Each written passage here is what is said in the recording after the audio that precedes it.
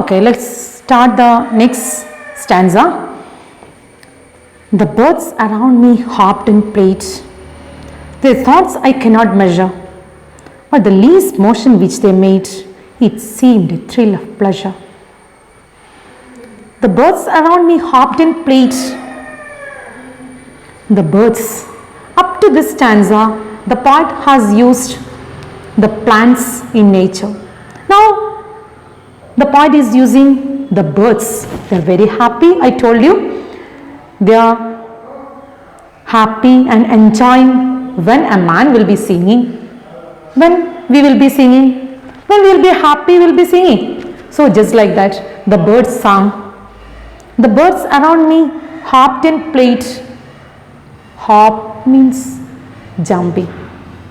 So I can see whoever will be around me in nature, when I will be sitting in that grove, ഞാൻ ആ ഗ്രോവിൽ ഇങ്ങനെ ഇരിക്കുമ്പം എൻ്റെ ചുറ്റുമുള്ള പക്ഷികൾ ഇങ്ങനെ hopped and played, പ്ലേ ചെയ്യുന്നതായിട്ടും ചാടുന്നതായിട്ടും കളിക്കുന്നതായിട്ടും സന്തോഷിക്കുന്നതായിട്ടും പാട്ട് പാടുന്നതായിട്ടും I felt. Their thoughts I cannot measure. I cannot measure how much they are enjoying. But the least emotion which they made, it seemed a thrill of pleasure. But the least emotion which these birds are making, it seemed a thrill of pleasure for me. I felt the pleasure, I felt the happiness with the least emotion. ചെറിയൊരു അനക്കം പോലും എനിക്ക് അവരുടെ ഒരു പ്ലഷറായിട്ടാണ് തോന്നിയത്. They are not sad at all in their life, because nature is giving everything for him. See, the poet himself becoming so happy by seeing all these things. Then the budding twigs spread out their fan to catch the breezy air, and I must think, do all I can, that there was pleasure there. Next answer. The budding twigs, small twigs, ചെറിയ ചെറിയ ചില്ലകൾ, spread out their fan, they are spreading out their fan to catch the breezy air. To catch the air, breezy air, ഇളങ്കാറ്റ്. ആ ഇളങ്കാറ്റിനെ സ്വീകരിക്കാൻ വേണ്ടി ഇലകളൊക്കെ ഇങ്ങനെ റെഡിയായി നിൽക്കുക.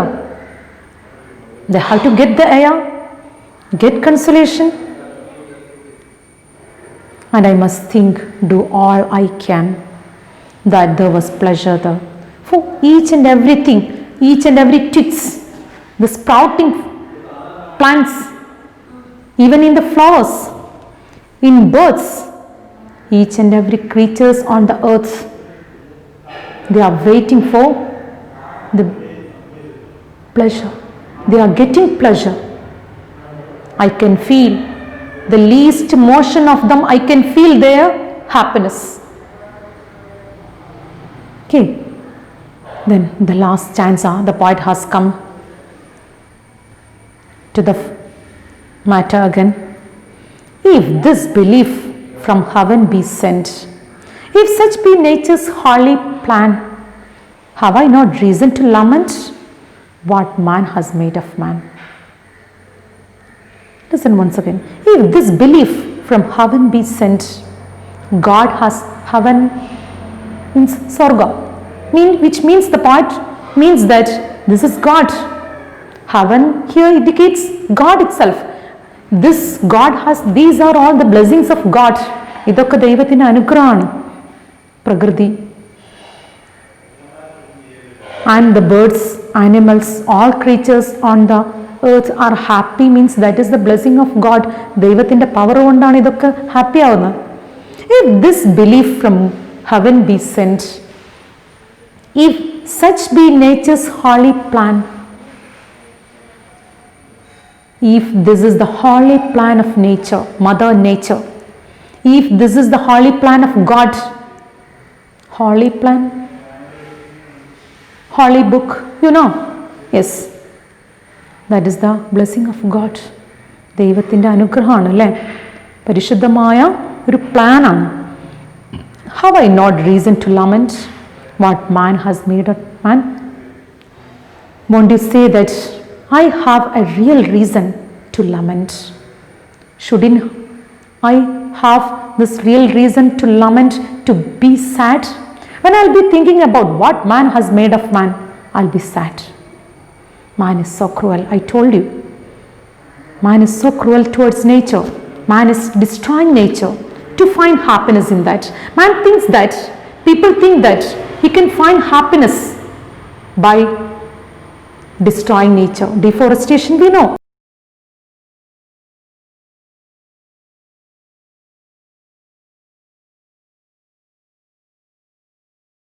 Constructions of great buildings, we know.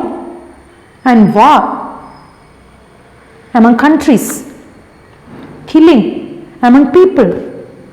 These are the things the people are doing. When I'll be thinking about that, why man is so arrogant, why man is so cruel, I'll be thinking that, I'll be lamenting, I'll be sad. I represents the poet itself. So the poet will be sad when he is thinking about man. So altogether, the poet says that all the things in nature are very happy. I can feel happiness when I'll be in the middle of the nature, under the grove. While sitting in the grove, I heard 1,000 blended notes, 1,000 musical sounds.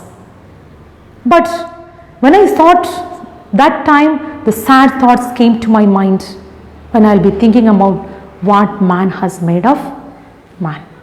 That's the conclusion of this poem. You have to go through this poem. I told you that these activities, the figure of speech, figures of speech, imageries, visual image, tactile image, auditory image, olfactory image, gustatory image. So these images we have to find out from this poem. Can you see visually examples of visual image? നമ്മൾ കാണുന്ന ഒരു object. Then tactile image, example of tactile image, what is it? To catch the breezy air. Tactile image means touch and feel. Feel ചെയ്യുക, അനുഭവിച്ചറിയാം. To catch the breezy air. The budding twigs spread out their fan to catch the breezy air. That is an example for tactile image. Then there are many examples for visual images. Birds, twigs, heaven, etc. So these are all these imageries, alliteration, assonance, personification, rhyme scheme, rhyming words that you have to prepare as the activities. Then we can come to the for 10th standard English. Based on the poems, we have to write critical appreciation of the poem. What are the things that we have to keep in mind when we are writing these critical appreciations? First, there should be an introduction of the poem. The lines written in early spring is written by the famous romantic poet William Wordsworth. You can start like that. Then come to the theme of the poem. What is the theme of the poem? The poet has written about nature. The poet sees nature as God. He finds divine things in nature. So he sees that while sitting in the grove, he sees that all the creatures in the nature are very happy. But when he is thinking about the cruelties of man, he cannot be happy. The man is so cruel, so destructive, even though he is so powerful. So he is lamenting about in the last lines what man has, the famous line, what man has made of man. That's a thought-provoking line. Okay, the next, after this theme, you can come to the poetic devices, rhyme scheme, rhyming words, imageries used in the poem. That in the second stanza you can include.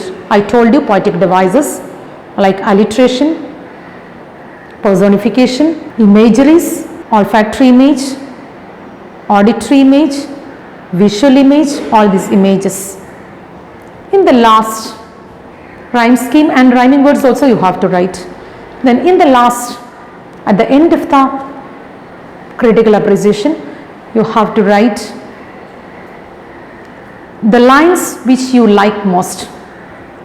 Find out 2 lines that you like most that you can write in the last and wind up the appreciation. Just like that, you have to write the critical appreciation of the poem, lines written in early spring. Okay, let's stop here and we can go through the next lesson in the next class. Okay, bye bye. Critical appreciation is usually coming for the exam. So here is a nice appreciation for you. The lines written in early spring. You can copy down this. Okay, thank you. Bye bye.